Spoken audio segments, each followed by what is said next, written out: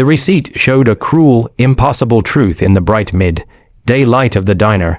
$0, circled hard enough to tear the paper. For a moment, the room seemed to tilt, the clatter of plates fading into a hollow rush in the ears of the woman holding it. Outside, the sun bounced off passing cars. Children laughed on the sidewalk, and life went on as if nothing had just broken.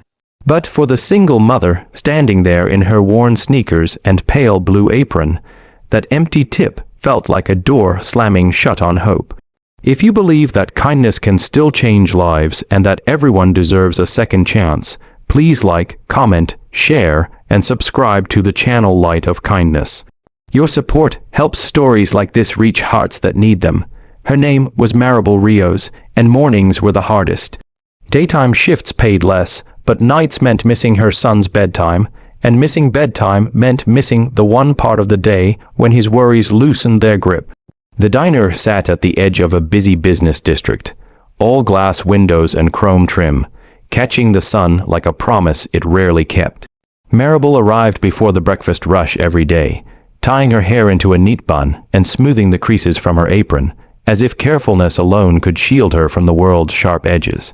She moved with quiet determination, carrying coffee refills and plates of eggs, her smile practiced but real.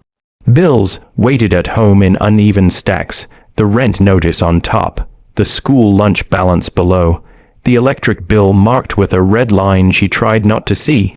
Her son, Tomas, was 7, with eyes too serious for his age and a cough that lingered longer than it should. The doctor had said the word asthma, and then listed medications with prices. Maribel memorized the way other people memorized prayers. That day the sun had climbed quickly, flooding the diner with warmth. Office workers filled the booths, the lunch crowd beginning early, ties loosened and laptops open. When the man arrived, he stood out not because he was loud, but because he wasn't. He wore a tailored gray suit that fit like it had been designed for him alone, his shoes polished to a mirror shine. He took a corner booth near the window, where sunlight traced sharp lines across the table. Maribel greeted him with her usual kindness, noting how his eyes drifted to the street, how his phone buzzed and buzzed again without being answered. He ordered simply, barely glancing at the menu, his voice calm, measured. Throughout the meal, he ate slowly, as if each bite required thought. Maribel checked on him often, refilling water, clearing plates. Offering dessert, he declined with a small shake of his head. The service was good, she made sure of that. It always was. When he finished, he placed the card on the tray and stood, adjusting his jacket as if bracing himself against a decision already made. He nodded once in thanks and walked out into the brightness of the day. Maribel waited until the next customer needed her, then returned to the booth to collect the receipt. That was when she saw it. $0, no explanation, no scribbled note. Just a hard circle, pressed into the paper like a stamp of finality. Her chest tightened, and for a heartbeat she considered tearing the receipt in half. Instead, she folded it carefully and slid it into her apron pocket.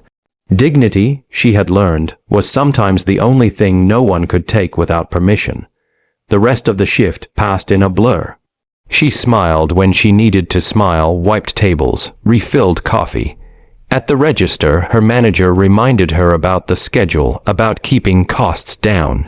Maribel nodded, thinking of Tomas's inhaler, of the way his breathing rattled at night, of the promise she had made to herself to keep going no matter how heavy the days felt.